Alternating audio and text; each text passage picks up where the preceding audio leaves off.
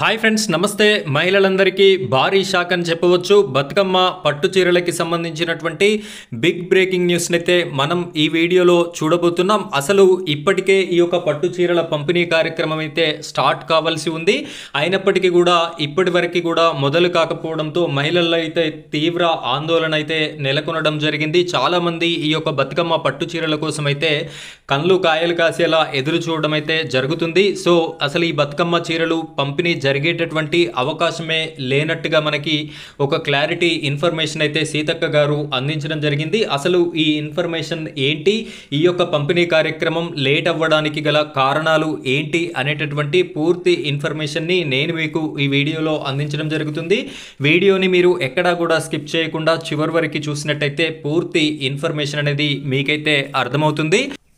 Friends, మొదటిసారి కనుక మీరు మన ఛానల్ని చూస్తున్నట్టయితే ఇలాంటి లేటెస్ట్ అప్డేట్స్ అన్నీ కూడా మీ వరకు రావాలి అనుకుంటే మన ఛానల్ని సబ్స్క్రైబ్ చేసుకోండి. పక్కన బెల్ ఐకాన్ ఉంటుంది, దాని మీద ట్యాప్ చేసి ఆల్ అని సెలెక్ట్ చేసుకోండి. ఇంకా ఈ వీడియోని కనుక లైక్ చేయనట్టయితే లైక్ చేయండి. మీరు లైక్ చేసిన వెంటనే హైప్ పాయింట్స్ అనేటటువంటి ఆప్షన్ వస్తుంది, దాని మీద క్లిక్ చేసి ఈ వీడియోకి హైప్ పాయింట్స్ కూడా ఇస్తారు అని చెప్పేసి నేనైతే కోరుకుంటున్నాను.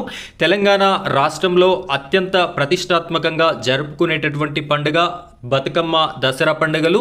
ఈ యొక్క పండుగని పురస్కరించుకొని బతుకమ్మ ఆడబిడ్డలందరికీ కూడా బతుకమ్మ శారీస్ అనేది గతంలో కేసీఆర్ గారు అయితే ఇవ్వడం జరిగింది. ప్రతి మహిళకి కూడా ఒక శారీని అయితే కేసీఆర్ గారు ఇవ్వడం జరిగింది. ఆ శారీలు నాసీ రకంగా ఉన్నాయి అని చెప్పేసి, అవి అసలు ఆడబిడ్డలు కట్టుకోవడానికి ఆమోదయోగ్యంగా లేవు అని చెప్పేసి రేవంత్ రెడ్డి గారు అయితే వాటిని రద్దు చేసి వాటి స్థానంలో మంచి క్వాలిటీ మంచి డిజైన్తో కూడినటువంటి 800 రూపాయల విలువ గల శారీస్ ఇస్తాము అని చెప్పేసి కొంతమంది ఎమ్మెల్యేలు 800 అని, కొంతమంది మంత్రులు 1000 రూపాయలు అని చెప్పేసి అత్యంత క్వాలిటీతో ఈ శారీస్ని అయితే డిస్ట్రిబ్యూషన్ చేస్తాము. 21వ తారీఖు నుండే ఈ బతుకమ్మ శారీస్ అయితే పంపిణీ కార్యక్రమం జరుగుతుంది అని చెప్పేసి చాలామంది ఈ వార్తా ప్రకటనల ద్వారా మీడియా ద్వారా మనకి ఇన్ఫర్మేషన్ అయితే ఇవ్వడం జరిగింది.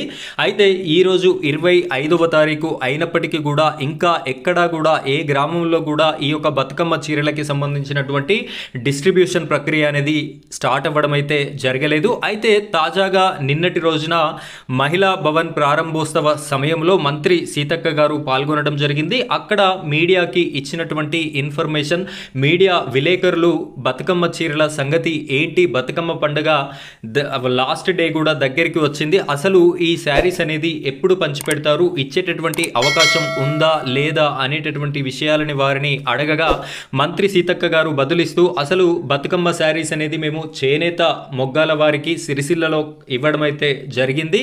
మంచి క్వాలిటీ చీరల్ని నేయిస్తున్న సందర్భంగా వారు ప్రింటింగ్ అనేది లేట్ అయితే అయ్యింది. అసలు ఇప్పటి వరకు ఏ గ్రామానికి కూడా బతుకమ్మ చీరలైతే రీచ్ కాలేదు. వాళ్ళు ఇంకా పూర్తి స్థాయిలో మాకు అందించని కారణంగా ఈ యొక్క బతుకమ్మ పట్టు చీరల్ని పంపిణీ అయితే ఇప్పుడు చేయలేకపోతున్నాము. ఆ పూర్తి స్థాయిలో అందిన తర్వాతనే, రాష్ట్రంలో సరిపోయే అన్ని చీరలు అందిన తర్వాతనే ఈ యొక్క పట్టు చీరల పంపిణీ కార్యక్రమం అనేది ఉంటుంది అని చెప్పేసి విలేకరుల సమావేశం సమక్షంలో ఇక్కడ మంత్రి సీతక్క గారైతే క్లారిటీ ఇవ్వడం జరిగింది. సో దీని ప్రకారంగా బతుకమ్మ పట్టు చీరలు వచ్చేటటువంటి అవకాశం అయితే అసలే లేదు.